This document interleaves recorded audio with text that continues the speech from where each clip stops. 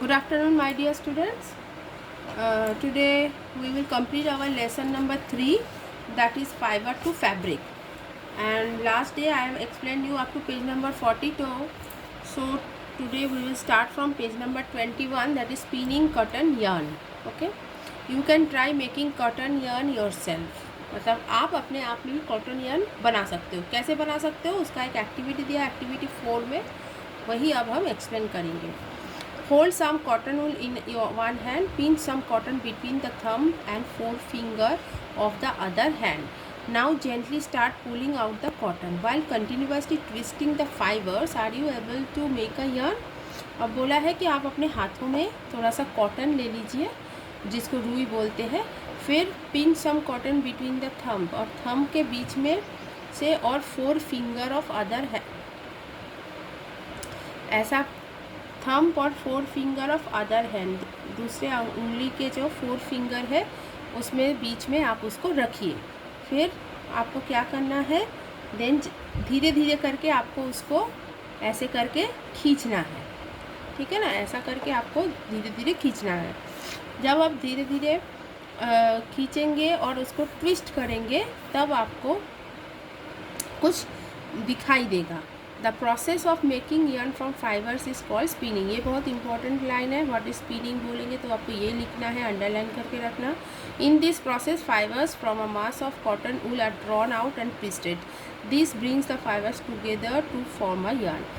जिस प्रोसेस में फाइबर्स से yarn बनाते हैं, मतलब धागा बनता है, उसी को ही हम स्पिनिंग बोलते हैं. और इस प्रोसेस में वूल cotton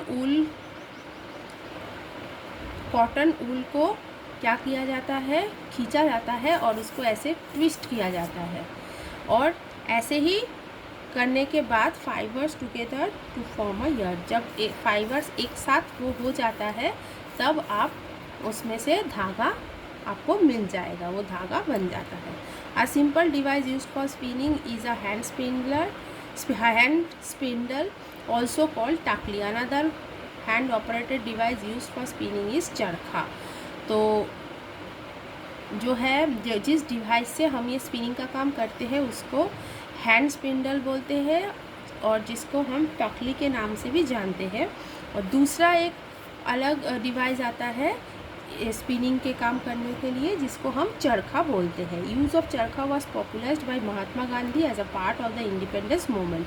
he encourage people to wear clothes made of homespun yarn termed as khadi and sun imported cloth made in the mills of Britain. तो ये जो चरखा है, ये चरखा एक्चुअली मेनली महात्मा गांधी जी ने ही सबसे ज़्यादा इसको जनप्रिय करवाया था, क्योंकि जब हमारा देश अंग्रेज़ों के अधीन था तब उन्होंने अंग्रेज़ों के खिलाफ़ लड़ाई लड़ने में ये चरखे का उपयोग किया था. उन्होंने सब पीपल्स को, देश के सब जनता से उन्होंने रिक्वेस्ट की थी कि आप लोग ऐसे चरखे में अपना घर में बैठ के अपना धागा बनाओ, जिसको हम खादी भी बोलते हैं. और अंग्रेज़ों के मिल में जो कपड़ा बनता है उसको आप बिल्कुल ही मत पहनो, वो आप त्याग दो. To popularized and promote khadi, the government of India constituted a body called Khadi and Village Industries Commission in 1956. और इसी खादी को ही हमारे सरकार ने, गवर्नमेंट ऑफ इंडिया ने 1956 में एक विलेज इंडस्ट्रीज कमीशन नाम से कमीशन और खादी के नाम से इसको दोबारा स्थापित करवाया. Spinning of yarn on a large scale is done with the help of spinning machines. After spinning yarns are used for making fabrics. और ये जो स्पिनिंग का काम है ये बहुत मात्राओं में, बहुत ज़्यादा मात्राओं में स्पिनिंग की जो मशीन्स आते हैं उस मशीन्स के माध्यम से ही होता है. और स्पिनिंग के बाद जो yarn हमको मिल जाता है, जो धागा हमको मिलता है, वो धागा हम कपड़े बनाने के लिए इस्तेमाल करते हैं. yarn to fabric. There are many ways by which fabrics are made from yarns. The two main processes are weaving और नीटिंग. तो बहुत सारे ऐसे प्रोसेस है जिससे yarn से धागा बनता है, yarn मतलब धागे में से फैब्रिक बनता है, कपड़ा बनता है. उसमें से 2 मेन प्रोसेस है, वीविंग एंड नीटिंग. तो पहला प्रोसेस जो है वीविंग, वो अब हम पढ़ेंगे। In activity 2 you might have noticed that a fabric is made up of two sets of yarns arranged together. The process of arranging two sets of yarn together to make a fabric is called weaving. Let us try to weave some paper strips. अब देखो ये क्या है कि activity 2 जो हमने किया था उसमें हमने देखा था क्या, फैब्रिक 2 सेट्स ऑफ यर्न से बनाया जाता है। 2 सेट्स ऑफ यर्न को इकट्ठा करके फिर उसमें से फैब्रिक बनाया जाता है। और जिस प्रोसेस में ये 2 सेट्स ऑफ यर्न को इकट्ठा करके उसमें से कपड़ा बनाया जाता है उसको ही वीविंग बोलते हैं। इसके नीचे भी अंडरलाइन करके रखना। अब देखो, अब हम वीविंग पेपर स्ट्रिप से कैसे बना सकते हैं। Activity 5, take 2 sheets of paper of different colours, cut square pieces of length and width total equal to 30 cm from each sheet. Now fold both of the sheets into half. अब बोला है 2 आप paper का sheet लीजिए, square में उसको काटना, equal 30 centimetres होना चाहिए, और फिर आप उसको बीच में से ऐसे फोल्ड कर दीजिए। On one sheet draw lines as shown in the figure number 3.12a and on the other as shown as figure number 3.12b. Cut both the sheets along the dotted lines and then unfold. और अब आपको उसमें ऐसे line खींचना है जैसे in the pictures में दिखाया गया है, और काटने के बाद फिर आप क्या करना है, उसमें ड्रॉ लाइन करना है, फिर उसके बाद आपको काटना है। दोनों शीट्स को काटने के बाद आपको वो अनफोल्ड कर देना है, ठीक है। Weave the strips one by one through the cuts in the sheets of paper as shown in the paper 3.12c. ये 3.12c में जैसे दिखाया है। अब आपको क्या करना है, उसमें वो कटे हुए पेपर को एक के बाद एक नीचे से जैसे इधर दिखाया है वैसे करके आपको उस पेपर को अरेंज करना है। Figure 3.12 shows the pattern after weaving all the strips. और उसमें जब आप ऐसे वीव कर दोगे फिर बाद में आपका ये पैटर्न आपको मिल जाएगा। In a smaller manner 2 sets of yarn are woven to make a fabric. The yarns are much thinner than our paper strips, of course. Weaving of fabric is done on looms. The looms are either hand operated or power operated. अब देखो ऐसे ही process में 2 sets of yarn, 2 sets of yarn धागों को मिला के तब एक फैब्रिक बनता है। और लेकिन yarns जो होते हैं, ये जो धागे होते हैं, ये आपके पेपर स्ट्रिप से बहुत ज़्यादा पतला होता है। और ये जो वीविंग का काम होता है ये एक्चुअली लूम्स में होता है। और लूम्स में दोनों टाइप के काम वीविंग होता है, एक तो हैंड ऑपरेटेड जो यहाँ पे है, और एक होता है मशीन पावर ऑपरेटेड, ठीक है ना। नीटिंग, अब हम देखेंगे knitting. What is knitting? Have you noticed how sweaters are knitted? In knitting a single yarn is used to make a piece of fabric. अब आप देखो नीटिंग में क्या होता है, जो हमारे घर पे स्वेटर्स बनाया जाता है, उस स्वेटर्स को जब बुनते हैं उसको बोला जाता है नीटिंग। आपने देखा होगा उसमें एक ही yarn को यूज़ किया जाता है। Have you ever pulled the yarn of a torn pair of socks? What happens? A single yarn gets pulled out continuously as the fabric gets unraveled. तो आप जब आपका कभी कोई मोज़ा फटा हुआ या टोपी ऊन के बने हुए ऐसा अगर फट जाएगा और आप वहाँ से देखना एक धागा आप खींचने लगोगे तो वहाँ पे क्या होता है, पूरा जो है धागे उसमें जितना बुने हुए थे वो सब एक के बाद एक धीरे धीरे करके पूरा निकल के आ जाता है। Socks and many other clothing items are made of knitted fabrics. Knitting is done by hand and also in machine.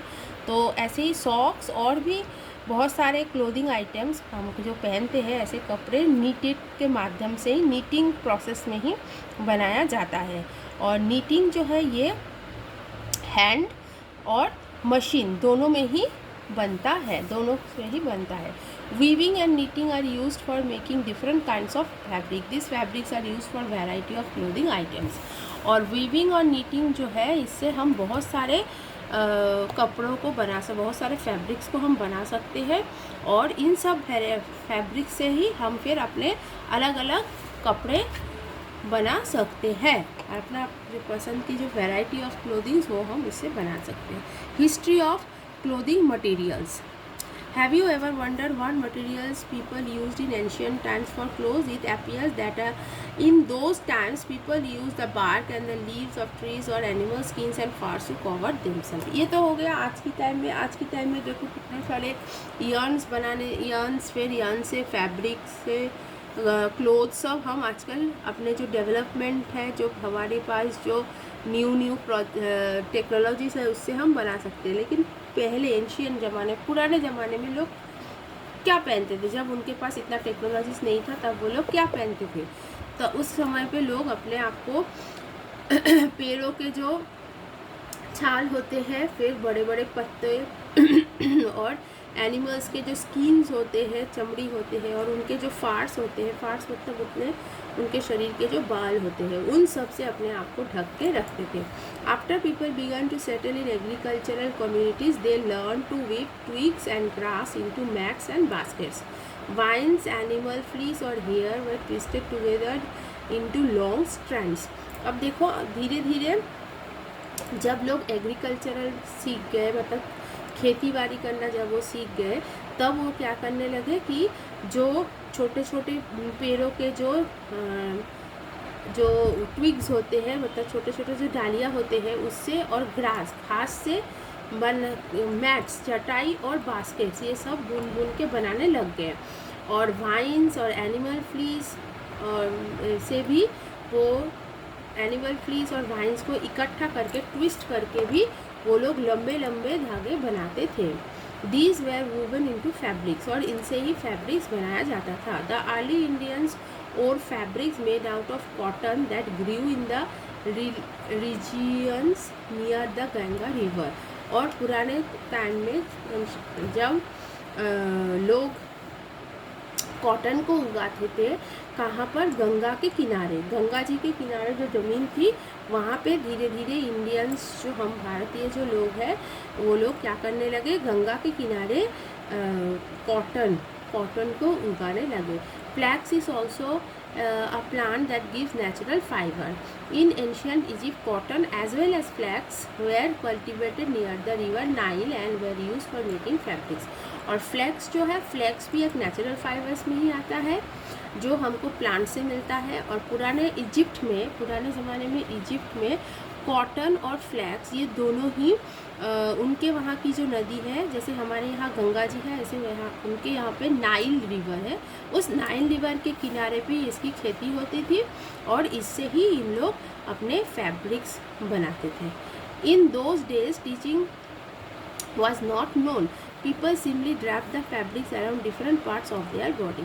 और उन ज़माने में, उस टाइम पर लोगों को स्टिच करना, मतलब सिलाई करना नहीं आता था. तब वो लोग क्या करते थे?